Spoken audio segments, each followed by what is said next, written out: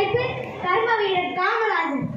1000 வருடம் ஓய்ந்து கிடந்ததற்கு பின்னர் வாராதது போல் வந்த மரணியை தோற்போமா என்று பாடினார் எட்டயபுரத்து எரிமலை கவிஞர் பாரதி. லஞ்சமும் ஊழலும் எல்லா இடங்களிலும் பரவி நிறைந்திருந்த அந்த ஒரு அரசியல் சூழலில் மாபெரும் நம்பிக்கை ஒளியாக காமராஜர் தோன்றியுள்ளார். தேச படத்தில் இடம்பெறாத விருது பட்டியலில் தேங்காய் வியாபாரியான குமாரசாமிக்கும் சிவகாமி அம்மையாருக்கும் மகனாய் பிறந்தார் காமராஜர். தேசத்தின் தலையெழுத்தை மாற்றியமைத்தவர் என்பது வரலாறு. கொட்டும் மழையில் வெட்ட வெயிலில் குடும்பம் நடத்துகிற எங்கள் பட்டினி தோழர்களை கட்டி இணைக்க காமராஜர் வந்தார். ஏழைக்காகவே பிறந்து ஏழைக்காகவே வளர்ந்து ஏழைக்காகவே ஆட்சி செய்த ஏழை பங்காளன் எங்கள் காமராஜர். தனி ஒருவனுக்கு உணவு இல்லை எனில் இஞ்சகத்தை அழித்து விடுவோம் என்று பாடினார் பாட்டுக்கோள் புறவன் பாரதி. ஒரு நாள் காமராஜர் முதலமைச்சராக இருந்தபோது அங்கிருந்து ஒரு ஐஏஎஸ் ஆபீசர் கட்டு பையில் எடுத்துட்டு வந்து அவங்க பென்சில் வைக்கிறார். என்ன இதுன்னு கேட்டதுக்கு, இதுதான் ஐயா கவர்மெண்ட் போட்டா, இதுல இருந்து நீங்க ஒரு 10 சீட்டு எடுத்து உங்களுக்கு தரலாம் அப்படின்னதுக்கு காமராஜரும் சரின்ட்டு வேகமா பொட்டி பார்த்து எடுத்து தராரு. இந்தாங்க. அப்ப அந்த ஐஏஎஸ் ஆபீசர் கேட்கிறாரு, எனக்கு ஒண்ணுமே புரியல, இதுக்கு முன்னாடி உள்ள முதலமைச்சர்லாம் நாங்க இந்த மாதிரி கொடுத்துருக்கோம், ஆனா அவங்க இந்த அப்ளிகேஷனை வாங்கி படிக்கவே ரொம்ப நாள் ஆகும், ஆனா நீங்க என்னையா அதுக்குள்ளே கொடுத்துட்டீங்க அப்படின்னு கேட்டதுக்கு காமராஜர் சொன்னாராம், அதெல்லாம் ஒண்ணும் இல்ல, பெற்றோர் கையை போன்ற இடத்துல யார் யார் கை நாட்டி இருக்கோ அவங்களுக்கு இந்த பெயர். காமராஜர் நினைத்திருக்கிறார் படிக்காதவர் வீட்டிலிருந்து ஒரு படிப்பாளி வர வேண்டும் என்று. பெயர் சொல்ல உனக்கு குழந்தைகள் இல்லை, அதனால் என்ன, பள்ளி குழந்தைகள் எல்லாம் உன் பெயர்களைத்தான் சொல்லுகின்றன. சின்ன வயதில் மதம் பிடித்த கருப்பு யானையை அடக்கினாய், அதுதானே ஆங்கில வெள்ளை யானைகளை விரட்டுவதற்கு வீரம் தந்தது. தலைவர்கள் எத்தனையோ பெயர் உண்டு, உன் நிகருக்கு இங்கு யார் உண்டு? ஆடு வச்சுக்கிட்டு இருக்கீங்க என்று கேட்டார். அதற்கு அந்த சிறுவனை சொன்ன பதில் என்ன தெரியுமா? ஐயா, நாங்க பள்ளிக்கு போனா எங்களுக்கு சோறு யார் போடுவா என்று. அந்த ஒரு கேள்விதான் இது தமிழ்நாட்டின் கல்வி புரட்சிக்கு அனுபவமாக இருக்கிறது. ஏழை மாணவர்களுக்கு இலவச உணவு, மத்திய உணவு திட்டம், பள்ளி சூருடை போன்றவற்றை வழங்கி பட்டு தொட்டு இயங்கும் பள்ளிக்கூடங்களை திறந்தவர் நம் காமராஜர். அன்று அவர் ஏற்றி வைத்த ஞான விளக்குதான் இன்று எங்களை போன்ற தனியார் பள்ளி மாணவர்களையும் மேடையில் கம்பீரமாக நின்று பேச வைத்திருக்கிறது. நெறிமையிலும் நேர்மை. நண்பர்களே, ஒரு மாநிலத்திற்கு 9 ஆண்டுகள் முதலமைச்சராக இருந்தவர் நினைத்திருந்தால் கோடியாக சொத்து சேர்த்திருக்கலாம். ஆனால் அவர் இறக்கும் போது அவரிடம் இருந்தது 100 ரூபாய் பணமும் பேட்டிகளும் சட்டையும் தான். பதவி என்பது சுபயோகம் அல்ல, மக்களுக்கு செய்யும் தொண்டு என்பதை தன் வாழ்நாளில் இறுதி வரை பின்பற்றியவர் நம் காமராஜர். அந்த அரசு ஊழியர்கள் காமராஜர் தாயார் சிவகாமி அம்மாவிடம், அம்மா, தங்கள் மகன் முதலமைச்சராக ஆயிருக்காங்க, உங்களுக்கு அரசு சார்பா சொகுசு பங்களா கட்டித்தரோம் அப்படின்னு சொல்ல, அதற்கு கேட்ட காமராஜர், அதான் அரசு ஊழியருக்கு தொலைபேசி தொடர்பு கொண்டு, என் தாய்க்கு மட்டும் என்று கொடுக்குங்களா? தமிழ்நாட்டில் எத்தனையோ தாய்மார்கள் ஒழுங்கும் கூரை விட்டு தள்ளி கொண்டிருக்கிறார்கள், என் தாய்க்கு மட்டும் நாம் சொகுசு பங்களா என்று தன் தாயாக இருந்தாலும் அரசு பணத்தையோ வாகனத்தையோ பயன்படுத்த தடை விதித்த அந்த நேர்மைதான் நம் கர்ம வீரர் காமராஜர். அந்த அரட்டையரங்கம் நடக்கிறப்ப இந்த ரூம்ல ஒரு குழந்தைய +2ல உட்கார வச்சிருந்த ஒரு அரசு பள்ளி மாணவி, படிக்க வைக்க முடியல அப்படின்னு அவங்க சொன்னாங்க, படிக்கிறதுக்கு வசதி இல்லை அப்படின்னு சொன்னாங்க. என்ன அந்த குழந்தைகிட்ட அப்படின்னு கேட்டா, அந்த குழந்தைக்கு 2 கையும் கிடையாது. இந்த 2 கையும் இல்லாத அந்த குழந்தைக்கு பேரு தாமரை செல்வின்னு பேரு. அந்த குழந்தைய இங்க படிக்க வச்சோம். அதுக்கப்புறம் அந்த குழந்தைய BA படிக்க வச்சு, MA படிக்க வச்சு, BEd, MPhil, PhD முடிக்க வச்சு இன்னைக்கு ராஜாஸ் காலேஜ்ல மாணவியா இருக்கிறாங்க. இந்த நிகழ்ச்சி யார் நடத்துனது அப்படின்னு கேட்டா, இந்த நிகழ்ச்சியை நடத்துவதற்கு காரணமாக இருந்தது நம்முடைய பசுமை நாயகர், மேனாள் நகர்மன்ற தலைவர் அண்ணன் துரை திவ்யநாதன் அவர்களும் திரு பெனட் அந்தோனிராஜ் அவர்களும்.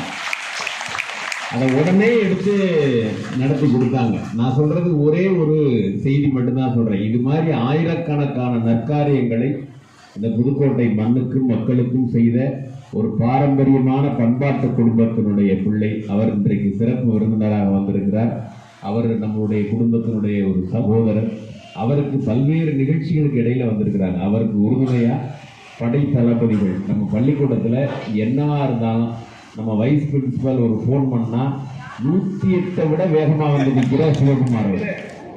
மரியாதைக்குரிய இருபால் ஆசிரியர் பெருமக்களே, இந்த பள்ளிக்கு அழகுக்கு அழகு சேர்த்து கொண்டிருக்கிற ஒவ்வொரு ஆண்டும் தங்களுடைய கல்வியால் இந்த பள்ளியினுடைய வெற்றி சதவீதத்தை கூட்டி எதிர்காலத்தில் நீங்கள் ஒரு நல்ல நிலைக்கு வருகிற போது எங்கே இருந்து வந்தீர்கள் என்றால் வெங்கடேஸ்வரா பள்ளியிலிருந்து வந்தோம் என்று சொல்லுகிற அளவிற்கு மிக சிறப்போடு இந்த பள்ளிக்கு அழகு சேர்த்து கொண்டிருக்கிற பாசத்திற்குரிய மாணவ மாணவிகளே, உங்கள் அனைவருக்கும் என்னுடைய அன்பான வணக்கத்தை முதற்கண் தெரிவித்துக் கொள்கிறேன். இன்றைய தினம் பெருந்தலைவர் காமராஜர் அவர்களுடைய பிறந்தநாள் விழா.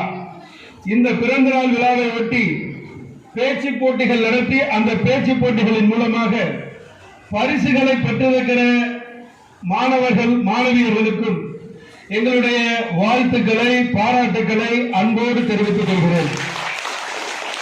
இன்றைக்கு எங்களுக்கு தொடர் பணிகள் இருக்கிறது. நாங்கள் முதல் முறையாக இன்றைக்கு எங்கள் கட்சியின் சார்பில் கூட இல்லாமல் அண்ணனுடைய அழைப்பை ஏற்று காமராஜருக்கு இன்றைக்கு வெங்கடேஸ்வரா பள்ளியில் தான் முதல் முறையாக நாங்கள் மரியாதை செலுத்தி இருக்கிறோம்.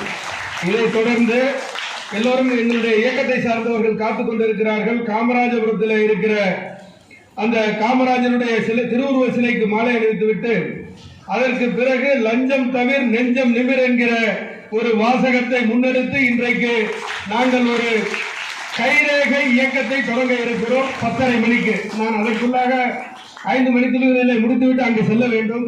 எனவே அவசரமாக செல்வதற்காக நீங்கள் எல்லாம் பொறுத்து கொள்ள வேண்டும் என்று அன்போடு கேட்டுக்கொண்டு, ஏன் இப்போதும் காமராஜர் நினைவு கூறப்படுகிறார்? காமராஜர் இறந்து 51 ஆண்டுகளை கடக்கிற நிலையில் காமராஜர் ஏன் இன்றும் நினைவு கூறப்படுகிறார், நம்மால் கொண்டாடப்படுகிறார், நம்மால் போற்றி புகழப்படுகிறார் என்றால், இங்கே நம்முடைய அருமை தம்பி கவினேஷ் பேசுகிற போது சிறப்பாக சொன்னார். லஞ்சம் இல்லாமல் வாழ்ந்த மனிதன் காமராஜர், எனவே அவர் கொண்டாடப்படுகிறார். அதே போல அருமை தங்கை தாரணா பேசுகிற போது சொன்னார், நேர்மையும் தூய்மையும் தான் காமராஜருடைய அணிகலங்களாக இருந்தன, எனவே இன்றைக்கும் நமக்கு காமராஜர் தேவைப்படுகிறார். எனவே அப்படி தொடர்ந்து தன்னுடைய தூய்மையான பணிகளாலும் நேர்மையாலும் தம்பி கவினேஷ் இங்கே குறிப்பிட்டாரே, மருத்துவ மாணவர்களை தேர்ந்தெடுக்கிற போது காமராஜர் எந்த யுக்தியை கையாண்டார் என்றால், கைரேகை வைத்திருக்கிறவர்கள் பிள்ளைகள் மருத்துவர்களாக வர வேண்டும் என்று சொல்லி அருமை தம்பி கவினேஷ் மிக சிறப்பாக இங்கே எடுத்து கூறினாரு. அப்படி ஏராளமான பள்ளிகளை திறந்து பொறுப்பேற்ற காலத்தில் 3 லட்சம் மாணவர்கள் மட்டுமே பள்ளி கல்வியில் இருந்த நிலையை அவர் பொறுப்பை ராஜினாமா செய்கிற போது தோல்வி அடைந்து அல்ல, ராஜினாமா செய்கிற போது கேப்லான் என்கிற திட்டத்தின் மூலம் அவர் தன்னுடைய பொறுப்புகளை ராஜினாமா செய்துவிட்டு அடுத்து செல்கிற போது அந்த கல்வி தரத்தை 3 மடங்கு உயர்த்தி 3 மைலுக்கு ஒரு உயர்நிலைப் பள்ளி, 3 மைலுக்கு ஒரு நடுநிலைப் பள்ளி, 5 மைலுக்கு ஒரு உயர்நிலைப் பள்ளி என்கிற அளவில் கல்வியினுடைய தரத்தை உயர்த்தி, கல்வி உயர்ந்தால் நம்முடைய வளம் உயரும், வாழ்வு உயரும், எதிர்காலம் சிறக்கும் என்கிற உன்னத திட்டத்தை தந்து நம்முடைய அன்பு சகோதரி இங்கே பேசுகிற போது குறிப்பிட்டாரே மதிய உணவு திட்டம் எப்படி வந்தது என்று. இப்படி கல்விக்காக தன்னை முழுமையாக அர்ப்பணித்த தலைவனாக மட்டுமல்ல, இந்திய நாட்டினுடைய விவசாயத்திலே புரட்சி ஏற்பட வேண்டும் என்றால் அவர் கட்டிய அணைகள் தான் இன்றைக்கும் நமக்கு நீர் வார்த்து கொண்டிருக்கின்றன என்று சொல்லுகிற அளவிற்கு அவரால் உருவாக்கப்பட்ட நம்முடைய திருச்சியிலே இருக்கிற பிஹெச்சியில் தொடங்கி தொழில் புரட்சிகளால் உருவாக்கப்பட்ட திட்டங்கள் தான் இன்றைக்கும் இந்திய நாட்டினுடைய தொழில் வளத்தை மேம்படுத்துவதற்கு உதவுகிறது. இவற்றிற்கெல்லாம் எது அவருக்கு காரணமாக இருந்தது என்றால் உண்மை, தூய்மை, எளிமை. எனவேதான் அவற்றை நாமும் பின்பற்ற வேண்டும். அதற்காகத்தான் இப்போதும் காமராஜர் தேவைப்படுகிறார் என்று சொல்லி உங்கள் அனைவரிடமும் என்னுடைய அன்பான வேண்டுகோளாக நான் ஒரு கோஷத்தை எழுப்புவேன். அதை நீங்களும் மீண்டும் எழுப்ப வேண்டும் என்று கேட்டு, லஞ்சம் தவிர லஞ்சம் தவிர நெஞ்சம் நிமிர், லஞ்சம் தவிர நெஞ்சம் நிமிர். காமராஜர் புகழ் வாழ்க. நன்றி, வணக்கம்.